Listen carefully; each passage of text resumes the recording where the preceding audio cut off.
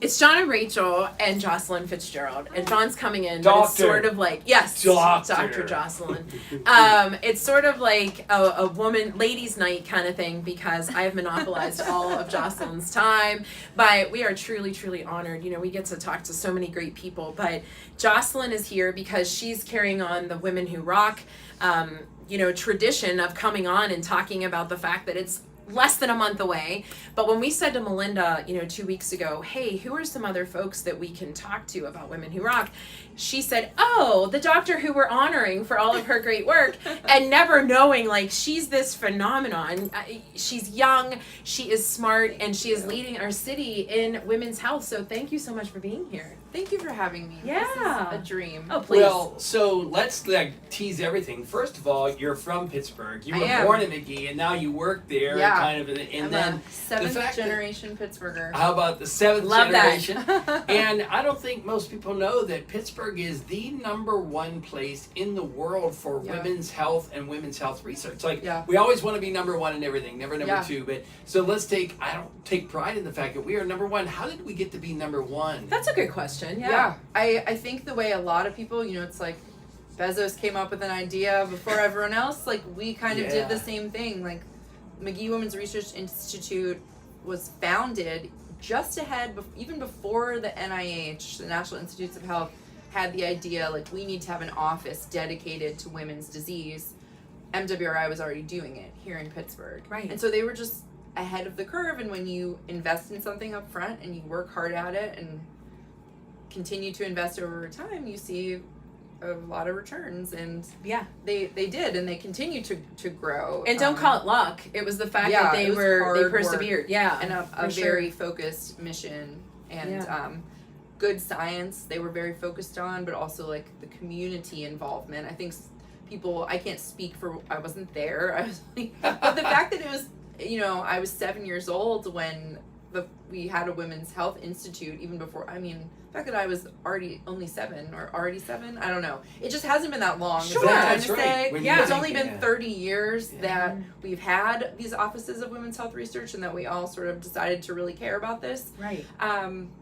I think that they realized that the amount of money it was going to take to catch up from behind on women's health was not just going to come from the traditional ways research is paid for, that we were going to need community involvement, like from Women Who Rock. Sure. And so MWRI was really ahead of the curve. And how cool that they picked something like Women Who Rock. Because, we say this all the time, nonprofits, they're looking for that unique way of raising funds because we're always raising funds for something. So to have a concert at Stage AE with Ann Wilson of Heart is certainly a good way of doing it. Right. But it amplifies the need for there to be continuation of this, right? Of course. Yeah. We still have a long way to go. There are diseases that I treat every single day, and I have to tell patients that I've run out of options. Really? And these are diseases that we've known about for hundreds of years, and we just haven't made very much progress. We don't really talk about them exactly. Right. We have told women for years that their symptoms are in their head, when in fact their symptoms were real. And then when we finally diagnose it, we're like, okay, we know what it is, and they are so happy to get a diagnosis, and then the hits keep coming. We're like, oh, but we don't have a cure for this. Yeah. We actually don't know what causes it.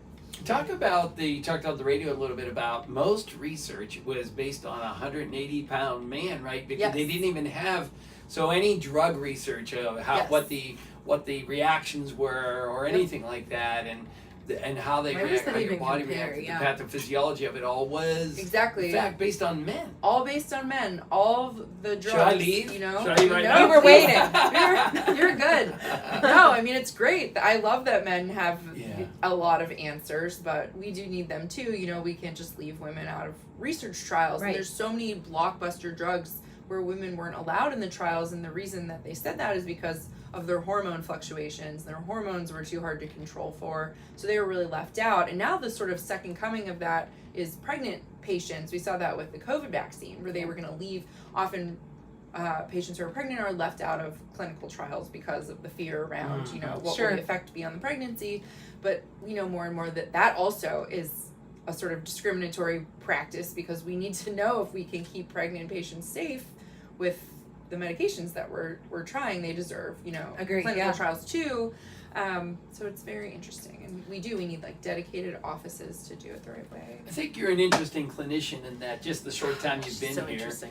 in that you're clearly knowledgeable. We don't know, we know you have a large CV. You've gone to Johns Hopkins. You've trained at all these great places, but you also have that ability to communicate to an average person like us in what you know and what you don't know. I mean, we're not just I average. think that's We're not not- something. way above average. That's not something they teach you in medical school. They teach True. you the technical True, side. But yeah. you're That's correct, really yeah. good at this other side of it as well. Yeah. Thank you. That's very kind of you, and I give all the credit in that to my family. My parents are both scientists and excellent scientific communicators. My family is full of scientists who, they want to know the how and why of things work, and we're very good problem solvers. And my dad always says, if you can explain it to someone, you can sell it to them, but you have to be able to explain it in a few words. That's it. Yeah. Relate So, to them, right? Yeah. So I asked you this. Could we, is it safe to ask? What's the most frequently asked question that you get? Like, you're at a party, or you're kind of meeting somebody, or you're taking yeah. your cat to have whatever done, and people are like, what do you do? Oh, Yep. what do you do? What's a day in the life like? Yeah, so I'm a urogynecologist, so I specialize in pelvic floor disorders in women. Amazing.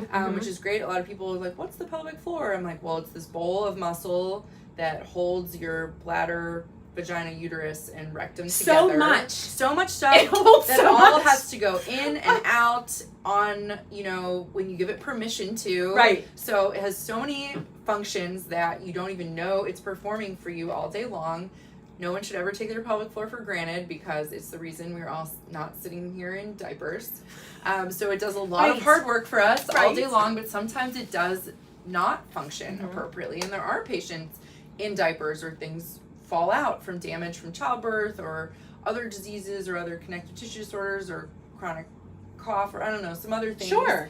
So the biggest question I get asked is like what kind of surgeries I do, and I tell people that I repair vaginal prolapse, and they always ask what that is, and I have to tell them that in the most plain language possible, it's when your vagina falls out. It falls. And the most John, it's all good. No, you guys So- do water? No. 'Cause I do. I'll So get you some. my thing There's is, no better way of saying it. right, you just say it, right? My assumption is then women younger, and maybe 20s, right? 20s and maybe early 30s, don't even know it's a thing. And it's kind of No. like, what? It's sort of like what the episiotomy was to us. Like, Yes. whenever we were having, like, what is that? What is that? But then when you have even gone through something, or you're in your later years, Mhm. it's the fear of, you do know, because you've heard about it, yeah, right? your friends start Yeah. to whisper about Yeah. it. They start to come see doctors like me. Right. So are you seeing more and more people for that now? Yes, I'm seeing younger and younger patients. Wow. I think social media probably is the reason for that. There's lots of forums. There's lots of really awesome accounts of pelvic floor physical therapists. Right.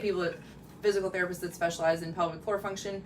They make all these cool Instagram, TikTok accounts. They talk about these things very openly, and patients say like, "Oh my God, these are the symptoms I'm experiencing. This is the type of doctor to go to." And so they show up younger and younger. The problem with that is, and this will bring it back to the research, is that the research we have so far on pelvic floor disorders is all in women in like their 50s, 60s, 70s. Right. Which And is totally so different. A totally different population than women who are 35 coming in with Like these us. things.